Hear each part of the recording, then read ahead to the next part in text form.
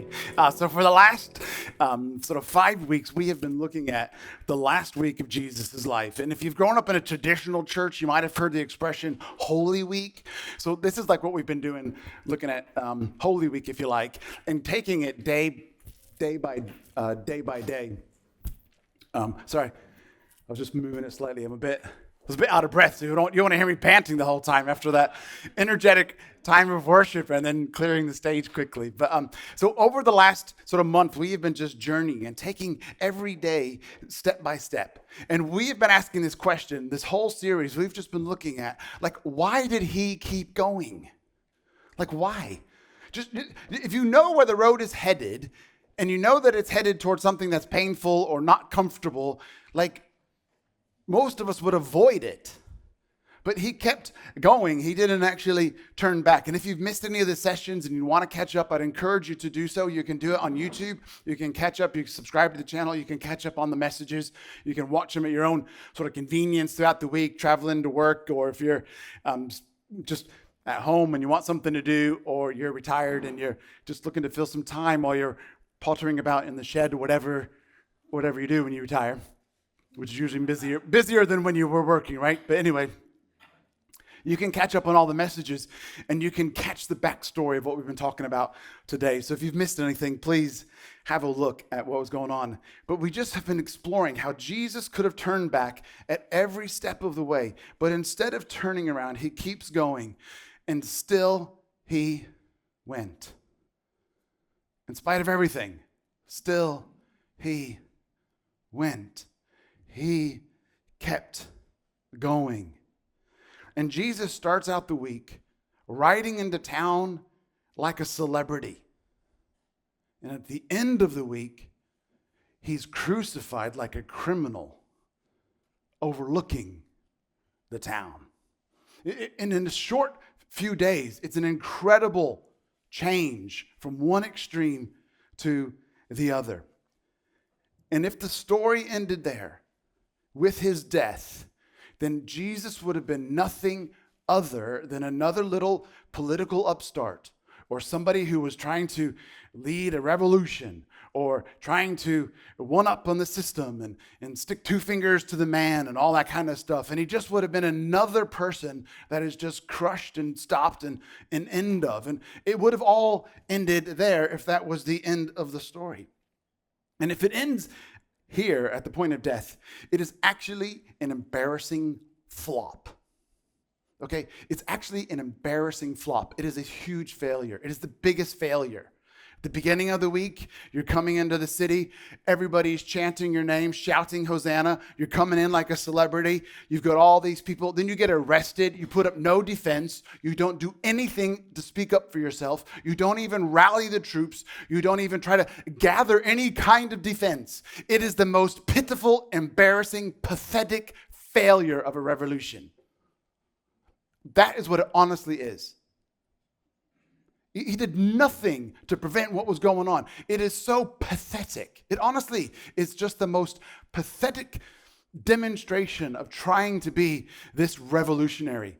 And if everything ended at the cross, it would have just been another pathetic flop with somebody who tried something that didn't go anywhere. If the story there ended at the cross, then all of his followers who were disappointed, disillusioned, heartbroken, frightened, terrified. They had so much hopes in the thing that you would have been feeling like a few days earlier is this elation, this excitement.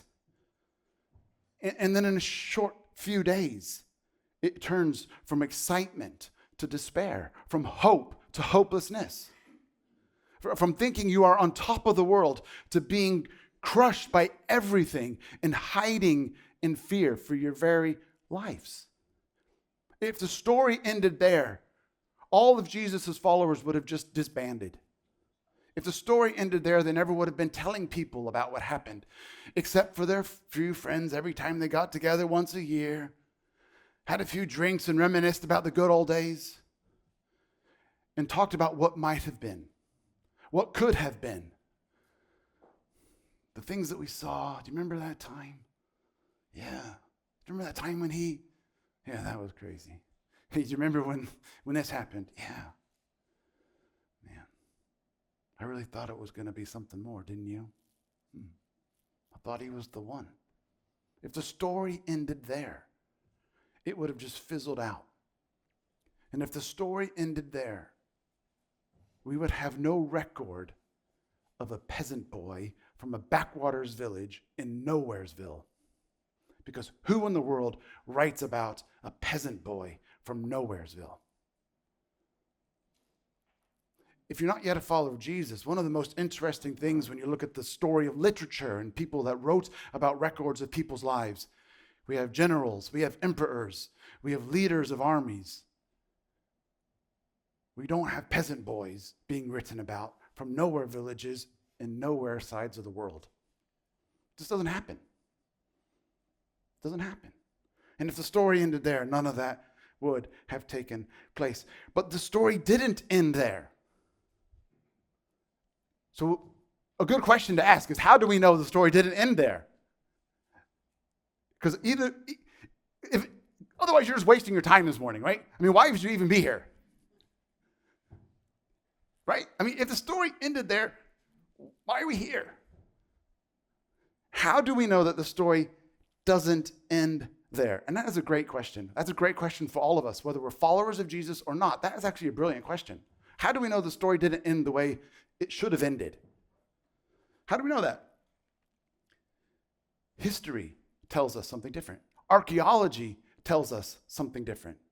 Sociologists who would study how cultures behaved in the first century and look at how the impact on social cultures would tell us something different. Here's what they tell us through history. Jesus was put to death by two powerful systems, the Jewish temple system and the Romans. Both of those systems don't even exist anymore. The Jewish temple system is gone. The Roman Empire is gone. The Roman Empire adopted Christianity as its official religion. In 313 AD, Constantine adopted Christianity. And then by 380 AD, the Emperor Theodosius made it the official religion of the Roman Empire. Just pause there. Okay, this isn't even Bible stuff. This is just history stuff, okay? Why? A couple hundred years later, would the Roman Empire, the system that crucified Jesus as an upstart, a rebel, a punk, who was just leading a revolution, treating him like an everyday, ordinary criminal, why would the Roman Empire, the Roman system, who destroyed Jesus and attempted to wipe out all of his followers, in a couple hundred years decide that we are now going to be a Christian nation? They make Christianity their official religion. Why? Because the story didn't end there. Something must have happened, right? Every single one of Jesus' followers went from being cowards to courageous communicators, telling the story of what they saw firsthand and what they experienced to anyone and everyone who would listen. So much so that they all gave their own lives for it. It takes a lot to die for something you believe in. It would take even more to die for a lie. Some people still do die for lies, okay? Don't they? Some people do. But for every single one of them to do so, you got to ask the question. This isn't Bible stuff. This is sociology. What happened for that culture? What happened for those people that something so dynamic happened to change them from being frightened cowards to being willing to give their life for something? Being cowards. Cowards will turn their backs on one another, but they didn't. Because something happened. They became courageous. None of them turned their backs on one another. They all died for this stuff. So we got to ask, what's happened? Okay, something happened because the story didn't end there. Historians accept that there is more verifiable evidence available for Jesus than from any other notable person in the first century Galilee. There's 14 credible, recognized historic sources that reference the life of Jesus. Some of it is the Bible. Hey, and you can say to me, that's a really stupid argument. Why would you say the Bible proves Jesus? You're right, that is a great argument. However, it isn't the only source from the first century to talk about a poor peasant boy. We have 14 verified sources that demonstrate and record the life of Jesus. That's an incredible amount. It's more than any other person from the first century. It's an interesting thing. Why would we write? Why did people write about him? Why did historians write about him? Jewish historians wrote about Jesus, and they didn't have a point to prove. Roman historians wrote about Jesus because they called him a scourge and a virus and a cancer. Why would people write about him unless something was going on? We have a lot of data, a lot of information. And I want to now look at some people, some real life people had some real life experiences, because the story must have ended some other way. So how did the story end? The first question is like, how do we know? So I guess the next question could be like, well, how did the story end? Something must have happened. And now we can look at some firsthand eyewitness records that were written down to just tell us what happened. Matthew, Mark, Luke, and John all write about this experience. They're the Gospels. They were the people that were with Jesus. Luke wasn't an eyewitness. He wasn't with Jesus at the time. Matthew, Mark, and Luke were. Luke lived at the time, but he wasn't in this experience at the time. So his record is not an eyewitness account. Matthew, Mark, and John's are eyewitness accounts. And Mark tells us this, and Luke tells us this. It says this is how we catch up to the story, if you like. We're sort of skipping lots of stuff, but this is the day after Jesus died, a couple days after Jesus died. And this is where the story continues. It tells us what happened. In Mark 16 and Luke 24, they both say the similar thing. It says, when the Sabbath was over, Mary Magdalene, Mary, James's mother, and Salome brought spices to anoint Jesus' body. It's interesting that you put people's names down there to say this is who was there. Culturally, it's interesting that it's all women. It's not interesting in the sense that they were the ones bringing spices, but it is interesting culturally later on when they become the first witnesses for Jesus. And in that day and age, women were not a valid voice in the court. So there's some interesting things going on here. So for the writers to say that it was these women by name, it is an interesting record. And you wouldn't do it unless it was the truth, because a woman wasn't even a valid voice in court. But we're kind of going off a bit here, but there's more going on to this story when we understand the history. They're coming after the Sabbath. Now, during the Sabbath, they couldn't do certain things like touch dead bodies. So as soon as the Sabbath is over, and they still do this in the Middle East, a dead body is buried as quickly as possible. There's certain things you have to do for a dead body quickly. They don't wait long. It was the Sabbath, so they couldn't do it. So the day after the Sabbath, as soon as it was the next day after the Sabbath, they're coming down to anoint Jesus' body or to prepare it with spices. And they did this culturally because it was a corpse. It stank. And Luke says the same thing. On the first day of the week, the women took spices and went to the tomb. You're taking spices. For what reason? To care for a dead body. You're not going there expecting it to be any different. They're going there first thing, very early in the morning, to do what you need to do, which is an honoring thing. And then they find something shocking. The story carries on. And it says that they arrive at the tomb and they're confused because the stone's rolled away. And there's some angels there that tell them that Jesus has been risen from the dead. They have no idea what's going on. The grief would be huge. The uncertainty would be huge. And now somebody has effectively corrupted a dead body. Okay, I mean, this is just shocking stuff. Who does this? Culturally, they spent a whole day avoiding a dead body. And they come down here, the first opportunity to put the cloths and the spices on the dead body, and the body's been moved. Who in their right mind would move the body? It's a shocking thing to happen culturally. They don't know what's going on at all. And the angels tell them that Jesus is alive, is risen from the dead. They've got no idea what's going on. That's not what they expected to hear. And they run back to where the disciples were in hiding. And do you know what happened when they get there and they tell the others? So the women come back as the first witnesses about Jesus. And here they are testifying about Jesus. These women who aren't even valid witnesses in court, these women, these witnesses come to testify and declare what they'd seen. They're the ones that are telling the story, and they go to see these disciples, and tells us in Luke 24. So they arrive, they tell us. And do you know what everybody else thinks when they hear these women? The same thing that you and I would have thought, because we saw Jesus die a couple days ago. They did not believe the women because what they were saying was nonsense. If you're not yet a follower of Jesus, that's got to be the best verse in the Bible. Because you've been thinking that your entire life. Of course, dead people stay dead. This is the most obvious thing. Of course.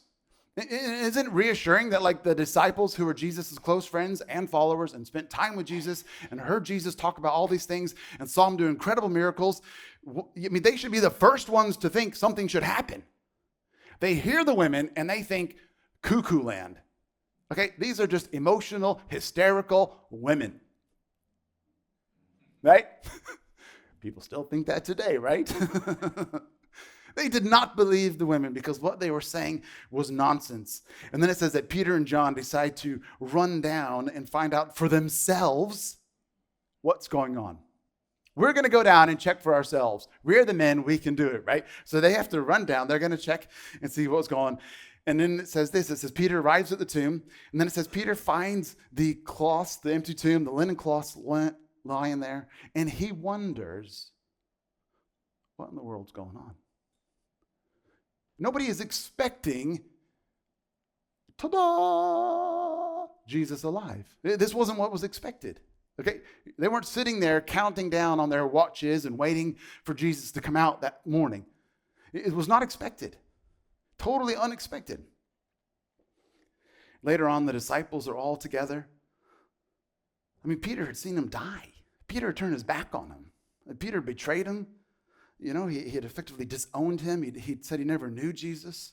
Those are his last words. His haunting last memory is like telling him that he never knew Jesus and then he saw Jesus die. And now he's there at this tomb. It's empty. Jesus' body isn't there. He has got no idea what's going on. So they all go back together. And they're all back in the one room. And then the story sort of carries on. Luke tells us a bit more about what happened. And it says they're trying to work out what's happening. And in Luke 24, verse 36, it says, suddenly Jesus appears among them. And he says, peace be unto you. He arrives. You know, he didn't open the door. He didn't knock. It just arrives. They just say he shows up, and you read the other gospel accounts. He just appeared. Poof. Okay, this is freaky, and that's weird. And if somebody did that to you, your reaction would be the exact same as theirs. You would be freaking out, right? You would be screaming. You would faint. You'd wet yourself. I don't know, man. You would just be like, you would be shocked, right? Okay? And it's the same reaction that they have. It says the disciples are shocked and frightened, thinking they had seen a ghost. Nobody runs up to him and says, yes, you're back. I knew it. Yeah, you're the champion, man. Yeah, put it there, big guy. Give me one. Yeah. Like, man, they did not expect Jesus to come back. And that's what's so helpful about realizing the story. Nobody expected Jesus to come back because dead people stay dead. You know this is true. We've all lost loved ones, haven't we? We know this is true. It's just crazy. So Jesus says to them, hey, why are you so afraid and full of doubt? Look at my hands. Look at my feet. He's trying to find ways to reassure them. First thing he does when he shows up, he says, peace be among you. He doesn't tell them off for being frightened. He doesn't tell them off for hiding. Peace to you. Peace. Be at peace. It's okay. Come on. It's okay. I'm here. I'm back. And they don't understand who he is. And he says, check out my hands and my feet. It's me. Come on. Touch me. You can't touch a ghost. He's meeting them exactly where they are. Hiding out in a room, frightened, scared, no idea what's going on, totally think he's just a ghost, and he meets them exactly where they are. That's what he still does to all of us. He meets us exactly where we are, and he says, it's okay, touch my hands, touch my feet. You do, yeah. And what's their reaction? Probably the same as ours would be. recovering from their shock and joy, they still did not believe it. Because dead people stay dead. Jesus stays with them. He speaks to them. He spends time with them. It begins to dawn on them. It doesn't happen instantly. It begins to dawn on them that he really is back. And as a side note, we didn't look at this bit of the story because of time. As a side note, there was one person who believed immediately.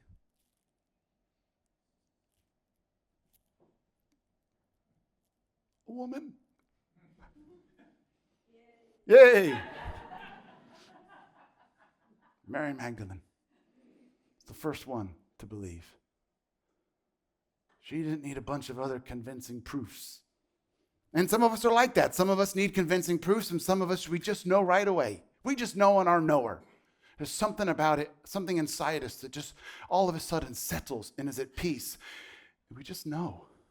But others of us, we want to hear his voice. We want to touch his hands. We want to ask more questions. We want to wrestle with this a bit more. And Jesus meets every person exactly where they are at. I'm moving on. This is the event. Jesus coming back from death is the only logical explanation for a Roman Empire that put to death an upstart of a criminal to say that Christianity is now our main religion in a couple hundred years. It's the only logical explanation for a band of followers who were cowards and hiding for their lives to have been transformed into people that had an unshakable confidence, an unshakable hope, an unshakable boldness. What would have happened? The only thing that could have happened is you see somebody die and they come back to life. And the person that predicted his death and his resurrection and then pulls it off is probably worth believing in. And history also tells us this. There's a guy named James. James was Jesus' brother. And James became a follower of Jesus and an early leader in the church, and also a martyr, which means he was killed for what his beliefs were. What would it take for you to believe that your brother is the Messiah? What would it take for you to believe that your brother is the Savior of the world? It has got to be something huge. It's got to be something dramatic. What would it take for you to believe that he's the Son of God and actually die for it? It's got to be something huge and unexpected and dramatic. It could be something like coming back from the dead. It's the only logical explanation. Something happened. Something changed. Death thought it had the last word, but it didn't. And doubters became witnesses. And cowards became bold. The followers all changed. Jesus walked out of the grave. Death doesn't have the last word. Resurrection has the last word. This is his big statement. My love is stronger than death. My love is stronger than death. He didn't just survive, he overcame. There's a difference. He didn't just survive a bad situation and make it out the other side. He overcame.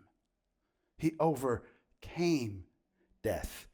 He kept going when he was misunderstood. He kept going when he was overwhelmed. He kept going when he was arrested. He kept going when he was accused, when he was betrayed, when he was abandoned. He kept going when he was put on a false trial. He kept going when he was beaten and whipped. He kept going when he was nailed to the cross. He kept going at every point. He kept going. And he could have stopped after the parade. He could have stopped before he went and cleared out the temple of the confrontation. He could have stopped before his friends betrayed him. He could have stopped before he was alone in the garden. He could have stopped before he got arrested. He could have stopped before the cross. He could have stopped at every single point of this week, but he didn't, because still he went. Still he went, because love would not let him give up. Love would not let him give up. So this is why it matters. If something so incredible altered the whole course of history, if something so incredible changed culture, something so incredible changed individuals' lives, then it matters. And it still matters. Easter still changes life. If Jesus is alive, then hope is alive. If Jesus is alive, then forgiveness is real. If Jesus is alive, then the worst thing is never the last thing. And if Jesus is alive, your past doesn't have to have the final word over your life. Because if he didn't give up then, he won't give up now. Still, he went. Still, he goes. He's not given up. Not given up. Maybe you've heard people talk about Jesus numerous times. He's not going to give up on you. He's not going to give up on you. He's not going to give up on you. And maybe you said no to Jesus numerous times. He's not going to give up on you. He's not going to give up on you. Maybe you're closer to the end of your life than the beginning. He's not going to give up on you. He's not going to give up on you. Still, he goes. Easter is an invitation to discover this incredible life worth living. And maybe you've been exploring concepts of Jesus, and maybe you've got questions, maybe you've got doubts, maybe you've got hopes, or maybe you felt distant from him for a while.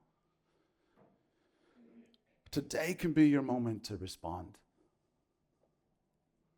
Not because you have everything figured out, not because you have no more doubts, not because you have no more questions, but because you recognize something stirring in your heart and you know that he is inviting you to take the next step. So I want to speak to you directly. I want to speak to you guys who are younger. It's amazing that we have our youth in here this moment. And you're at an age when you've got a lot of life ahead of you, hopefully. And you're still figuring out who you are, what you believe, what you stand for, what kind of person you want to become. Some of us are a bit further down the road on that, aren't we? Maybe you've been around church for a long time. Maybe this is all brand new. Maybe you're not even sure what to believe yet. But here's what I want everybody to know. Following Jesus is not about becoming more religious. It's about learning to respond to love. It's just about learning to respond to the relationship that Jesus offers. It's not about your performance. You can never do anything to outperform Jesus. It's not about us trying to earn Jesus' favor. It's not about us having to punish ourselves and pay for ourselves, because he's already done it. Otherwise, the cross was a sham. Otherwise, the cross was a failure. He gave his life for us. I can't outgive that. So the invitation isn't for me to perform. The invitation is for me to just receive the gift that he offers. Jesus didn't go to the cross because he needed attention, and he didn't stay because he felt trapped. He stayed because love would not let him give up on you. Not the future version of you, not the cleaned up version, not the I've got it all figured out version, because we've just read the eyewitness accounts that said he extended grace and favor and understanding to these disciples who did not have it all together, who were not the cleaned up versions, who were not the sorted out versions, who didn't know what was going on. He did it before they understood. He does it for us too, before we understand fully. He does it. He died not for the best version of you. He died for you. He gave his life not for the cleaned up, perfect, polished version of you. He gave his life for you. And maybe you feel like the most junked up, strung out, wasted person around. Or maybe you feel like you've got it all pretty good. You don't need anything else in your life. It doesn't matter. He gave his life for you. Whether you feel wasted or victorious, he gave his life for you because he believes your life is worth giving his life for. And maybe you've been running around and you've been waiting that you got to be good enough to start. None of us have to be good enough to start. We just have to start. So we just receive the gift that he gives us. The best place to start is with honesty. The disciples did not believe because they thought the women were talking nonsense. Start with honesty. I don't know what to believe yet, but something is going on. Something is stirring. Something is happening. Open your hearts. Start with honesty. And if you're ready to begin following Jesus, not because your parents told you to, or your friends told you to, or someone else in your life has told you to, I want to give you an opportunity to allow today to be the day that you can decide to follow Jesus. And in a moment, I'm going to ask you to do something incredibly brave.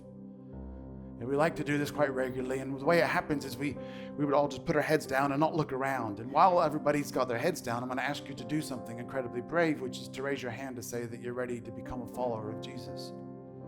So if you're able to do that, what I'd like you to do, please, is just bow your heads, close your eyes, don't look around. This moment is actually just between you and God. You, the honest version of you, not the cleaned up, not the polished, not the perfect, just the honest version of you. And Jesus is inviting you to discover a life worth living. And if you're ready to say yes to Jesus, maybe you haven't really made this decision yet before in your life. If you're ready to say yes to Jesus, what I'd like you to do now, no one's looking around, it's okay, just between you and God. What I'd like you to do is just raise your hand for me. We're going to pause for a moment.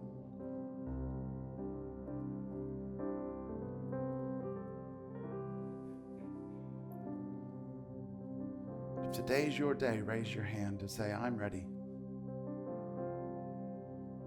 I'm ready to follow you.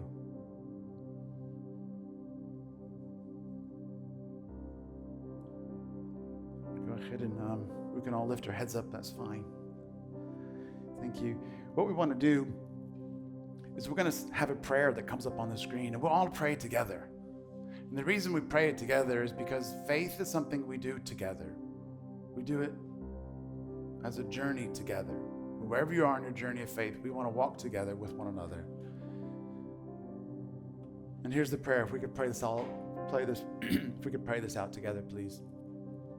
Jesus, thank you for giving your life for me on the cross.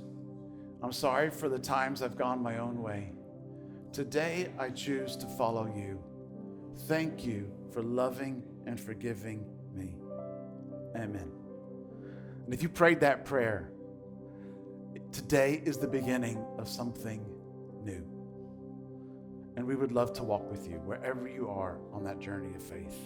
Please come speak to me afterwards. In just a moment, we'll be at the back, and you can come and chat to myself if you have any questions. I'd love you to just come and speak to me.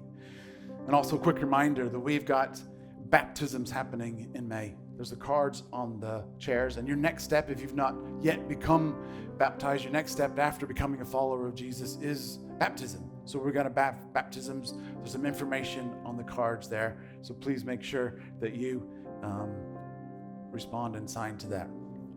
Now, I've got one more thing to tell you about before we finish and try to get rid of all that chocolate on that table. I would love to ask you to come back next week. I am so excited about what's happening the rest of this month. We're going to do a brand new series, and it's called My Story, My Song. So we've just been doing someone else's story up till now. We've been looking at how this journey of Jesus and all this sort of stuff, and we've been reading about eyewitness accounts from a couple thousand years ago. From next week, we're going to be having eyewitness accounts from people that are among us part of our congregation, part of our fellowship, part of our family are going to be sharing their stories, their experiences, their encounters of times when Jesus has spoken to them and moved in their life. So come back. I would love to invite you to come back next Sunday for the rest of this month. We've got 4 weeks, 4 different people, younger to older, talking about stories of faith, and you don't want to miss it. We've got a little teaser video for you to have a look at. So watch this.